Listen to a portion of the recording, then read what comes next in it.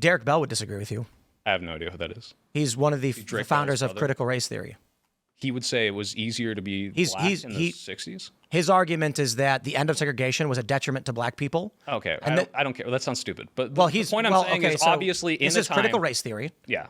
He works alongside Kimberly Crenshaw. They wrote the book on this stuff. Okay. The argument among the people who advocate the concept of white privilege is that separate spaces for black people, they call them POC spaces, are better. Safe spaces. No, I experienced that. I wouldn't call it, they don't call it safe spaces. The argument was from Derek Bell that they said Plessy v. Ferguson was wrong. He says there should be black-only schools. There should be black-only businesses. Okay, this guy sounds like a radical racist person. I don't like this person. But this is what you're describing. This is critical race theory, the book. This is what the universities are teaching. Derek Bell is a prominent thought leader on this. I didn't learn this in DEI course. I literally took gender studies. I didn't learn about Derek Bell, maybe, but I don't think this is what's like the universal university. First of all, the fact that I am familiar with so many college people and no one has told me this before. I'm not saying this isn't real, by the way. But you haven't studied critical race theory. No, I'm saying this is not like the universally applied theory to most of these places where like, yeah, we need to segregate society. How much time have you spent in the black community? A lot, actually. So during the Ferguson riots, for instance, and the Baltimore riots, they were circulating a letter, the teachings of Derek Bell, advocating for a black-only community space. In fact, I think it was... a black-only community space is different from 1960s segregation, though. The argument predicated upon that before the end of segregation, black people had their own economy, their own Wall Street, their own wealth. Yes, I've heard this before, after and it's like, it was better then, right? And what the argument they're making is that white supremacists, which had always been the Democratic Party, the party of the Klan and Jim Crow and slavery, decided if we allow black people to establish their own economy, they will supplant us.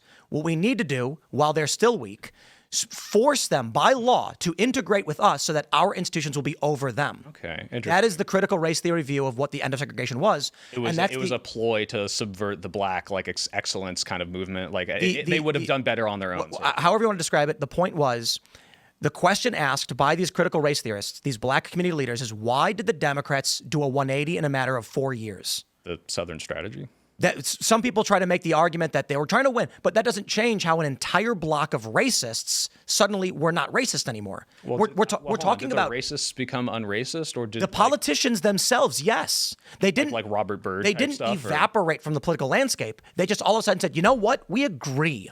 We're not racist anymore. Okay, sure. If the argument is that, again, I'm not saying they're right. I'm saying that's the critical race theory argument. Sure. It seems kind of like a weird conspiracy theory, but the whole point I'm trying to bring up is like, look, if we just talk about white privilege or privilege in general, you don't feel privilege. Like, I don't feel, if I was a 1960s white guy, I'm not like, oh boy, like there's no problems in my fucking life because I'm not, forced to go into the left door instead of the right door, and I don't have to walk I don't have white privilege at all. I'm mixed race. Well, hold on. I mean, do you agree that if we're accepting the concept of white privilege in the 60s, that you don't feel privilege if you did have it then? You don't feel like, oh, everything's better. You just don't have it worse, right? I think what I would say, just to clarify, is ethnic majority access is probably a better way to put it. Sure. And you don't feel that until it's gone, right? And that's kind of what's happening on the left with men, where it's like we had a big in-group preference for so long, and now because we're focusing on all these other groups, I'm not getting the focus. Me, white men, big muscular guys, people discriminate against me insofar as they're like, oh, like, is that guy here to invade my space? I've been in, like, they would go to these like feminist talk circles in college, and they'd be like, what are you doing here? They give me looks because they're like, you're not like us. You don't look like us. And that feels like, oh, well, shit, like, because we've focused and put the spotlight on these people who never did have it before, now I don't have it. It feels like something's been taken away from me. It's the same problem regurgitated for a new generation. Right. And I'm just saying, choosing anyone based on race is the problem. I'm saying that feels alienating, and I understand why men are not drawn to that, especially when the right offers them something like, hey, like, we're not doing that. And it's just as simple as that. The left is basically going like, hey, look at that problem. Let's do the exact same thing again. I think it happens sometimes, but I don't think it's the exact same thing. For example, like you talked about, if you have a black-only community space, I don't think that is the same thing. As much as I say you don't need to have that necessarily, like you can absolutely have white people working in a community towards the common goal, I don't think they're segregating them because they're like, oh, we hate white people, we don't want them there. It's because they specifically want to hyper-focus the conversation on people who understand the problem because they're from that community, and then spread those ideas to other places, because it's not this exclusive segregating thing. Do you think it would be good if, like, we took a major city, say Chicago, and then made all the races live in race-specific areas? No, that They kind of do that already now, actually. That's the point. Yeah, it kind of already That's happened. actually the Articles structure segregate. naturally. The level of segregation as it exists now is actually greater than it was even in the 60s pre the outlawing. That might be of that. neighborhood segregation, but we're talking about, hey, you can't go in the same bar. You Right. Can't Yeah, I know, but and it's but so do you sad. know? It's a very Whoa, different whoa, thing, hold right? on. Or over the other. Where- You're from San Francisco? Yeah. I gotta. I want to make this proposal to you, but I also I don't want to be responsible for your death. I Are you would. telling me to go to a gay bar and I'll No. I'd like to bring you to K-Town Okay. and see how long you last.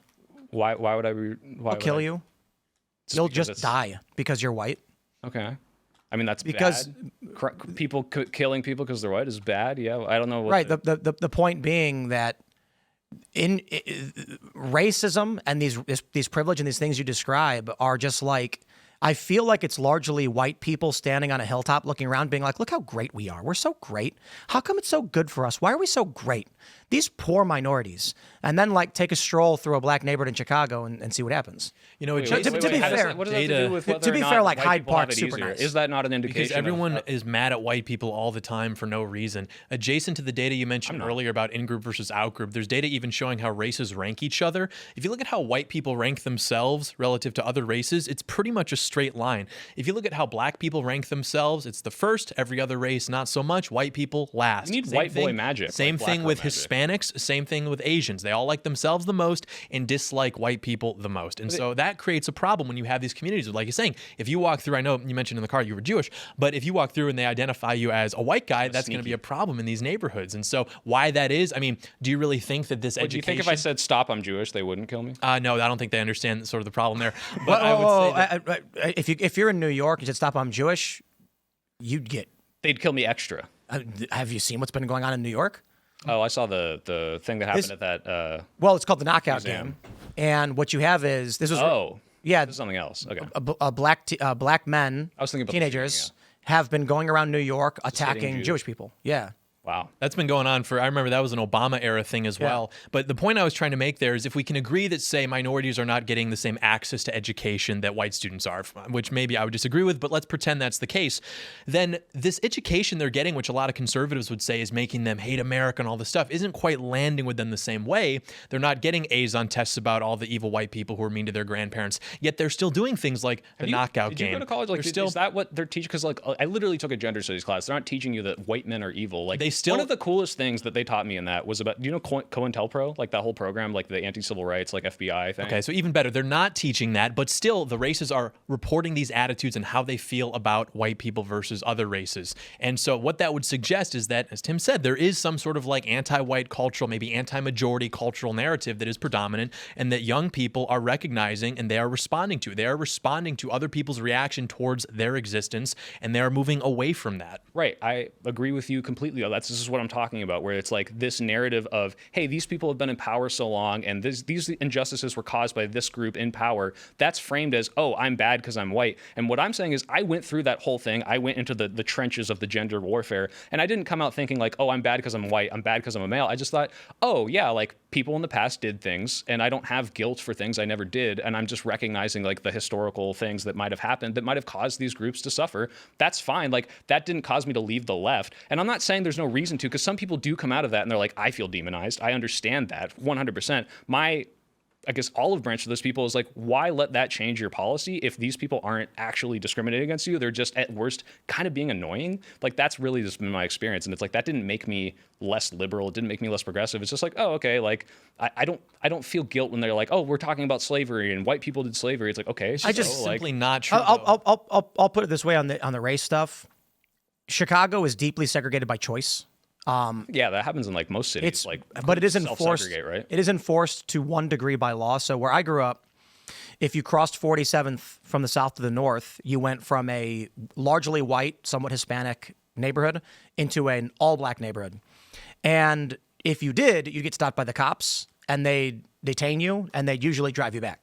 Is because they're like, hey, this isn't safe, and we're protecting No, you, because or they said the only no reason white white boys people come up here is to buy drugs, so you're leaving right now. Okay, but that's not legally enforced segregation. That's I said largely enforced by the law, which I meant the cops. I get the what you're inverse, saying, but however, that's a pattern of inverse of- behavior that they're trying to. The inverse, however, was that there were several gangs of teenage black girls from north of 47th who would cross down to the south and then mug and rob young girls in the white neighborhood. And the police, it became this huge issue with the local government.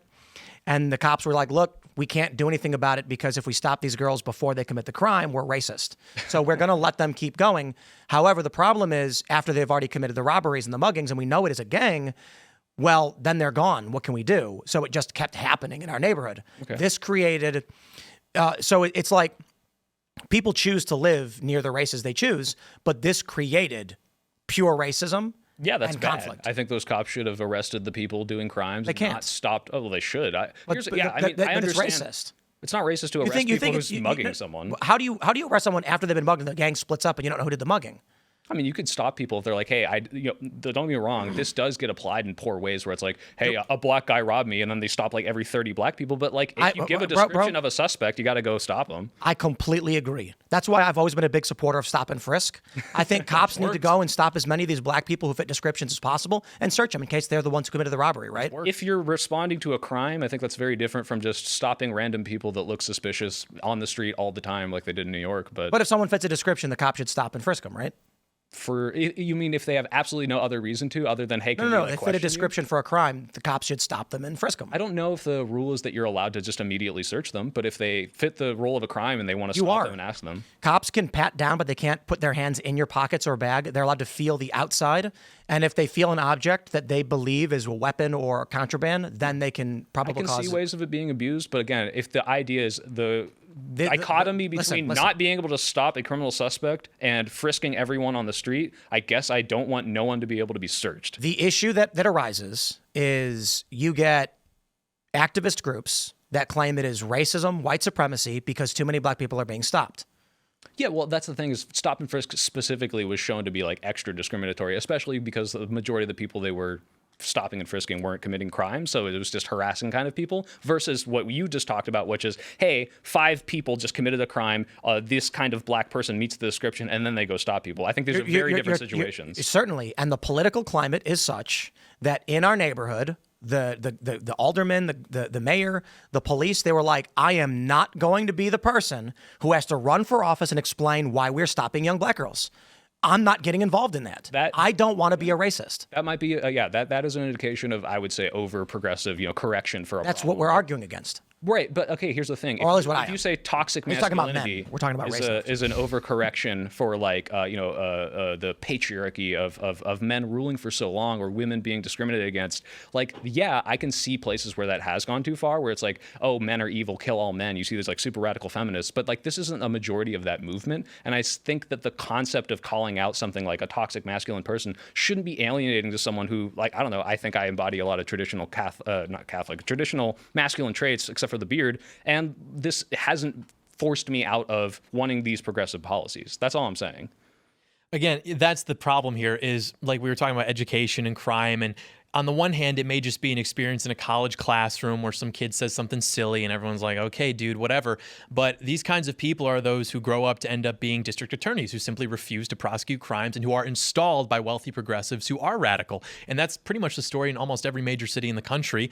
And you can hear these anecdotes about like women robbed at gunpoint on video, and the crime doesn't get prosecuted for whatever reason. Well, I got a really happened to my mom in Detroit. They had this guy dead to rights on camera, robbed her at gunpoint, and then got into a luxury sedan, which was crazy because I was always told that these people were impoverished. And then he was identified actually on the television, local news, by his parole officer. They bring the guy in, they've got him, and then some person just didn't submit some document in enough time. And so unfortunately, they couldn't get this guy. He ended up getting arrested 2 years later because he sexually assaulted a minor with a gun, and then now he's in prison for like decades. But then my mom had lunch with some woman who lives in one of the suburbs that these people flee to because they're just so crazy, making this stuff up about what happens in minority neighborhoods. And she was like, yeah, that's the story. If anything happens to you in Detroit, they just won't prosecute if the victim is white. I got a question. Different issue. Just like a question for this whole debate, be it race or gender or whatever. Is it bad to discriminate against a person based on their immutable characteristics? Depends on how you're doing it, right? Like, so that's a no. It depends on how you're doing it. No, because if you say, no. If I say it's not bad to discriminate, when people hear discriminate, you think of the historical examples of like the 1960s. Let's try this again. We discriminate all the time for various things. Are there any acceptable circumstances where it is okay to discriminate on the basis of immutable characteristics? Yes, 100%. Doctors do it all the time. Yeah. Okay. Yeah, if I say, hey, I have a gynecologist, and the gynecologist is like, I'm an expert in looking at vaginas, and it's like, okay, I'm discriminating. All my patients are people with vaginas. That's an immutable characteristic. That's what discrimination is. The problem is discrimination is a dirty word, which is why It's actually illegal. to say I'm only a gynecologist can only inspect vaginas. So if a trans woman went to a gynecologist and was denied service, Trans women with a vagina? well, they don't have vaginas. Well, yeah, it was like a plasty, like petite one, or like. But that's still not a vagina. Well, whatever it is, like if the gynecologist is able to assess the medical needs of that, then I think they should also do that. But The issue where we're going with the Civil Rights Act is that one of the arguments we've seen from LGBTQ groups is the end of gender segregation, much like we saw the end of racial segregation. The argument they've been making for some time now is that we used to have white and black bathrooms. Or I think it was white and colored, because colored could be not Latino, just, it could or be any kind of mixed race or anything. And so the argument made by trans rights activists is that gender segregation, under the exact same law that banned racial segregation, there should be no men's and women's rooms. Okay, wait, but let's take a step back. If you are against that, then you're for discrimination against an immutable characteristic, which Yeah, all right. which is what I was saying is like, yeah, that's. Yeah, I'm in favor of that. Right, that's all I'm saying is like, yeah, the phrase "I'm in favor of discrimination" means so many things, and people are going to attach so you want to be racist and not, hey, like certain things are immutable. And Yeah, I wasn't asking about the discrimination as a gotcha or anything. I was asking like, we're trying to figure out how policy and law should be applied to people. Okay. Where felt like a do we gotcha. all stand on the issue of choosing to discriminate based on immutable characteristics? The reason being, the law says you cannot. Well, it totally depends on the context. No. The law literally says you cannot. No. Okay, look. The 1964 Civil Rights Act. Sure. And for years after that, we had affirmative action, which is discriminative on positive or negative discrimination based on an immutable characteristic. And you can be for or against that, but that was not illegal until the Supreme Court ruled on it recently, right? So, but the 1964 Civil Rights Act bars the discrimination based on race, sex, national origin, when you say religion. discrimination, that word means so many more things than just I am not allowing someone to do something because of their race, gender. Discrimination is something that you're like, I am distinguishing someone based on something, right? That could be a positive discrimination. That could be a negative discrimination. Like if this is an example, if you want to hire a black person for a role to play a black person in a movie, that is positive discrimination. I'm saying, hey, everyone who's not black, you can't be here. But that's totally legal, right? That's not. That's actually. I do see what you're saying. I think legally that is excluded from discrimination. Sure, but it is discrimination. That's what I'm saying. Maybe the word legally means something else, but discrimination just means I'm literally discriminating. I understand what you're saying. For the purpose of what we're talking about if someone said I'm going to hire a bartender, and then a white guy came and said, you get out of here, like we would say that's just racially discriminatory. It's racial discrimination, yeah, based on race, right. So I agree with you on the distinct semantics of the term. Yeah. I do not think that if a movie studio said, we have a character, he's a black man, and then a white guy showed up and be like, you don't fit, that's not discrimination. That is, maybe colloquially people would say, well, that makes sense, but that is literally racial discrimination. The role discriminated. The choice of actor You're did saying not. You're white, so you can't do this role, which is to play a black guy. That's racial discrimination. My point being, the creation of the role was the creation of the discrimination. Sure, and that is not also the choice of that actor. Specific kind of discrimination is okay, which is why I was hesitant to say, of course, there are discriminations that are okay. It's a very wide spectrum. Thanks for watching this clip from the Culture War podcast. We're live every Friday, 10 a.m. to noon, so subscribe and come hang out.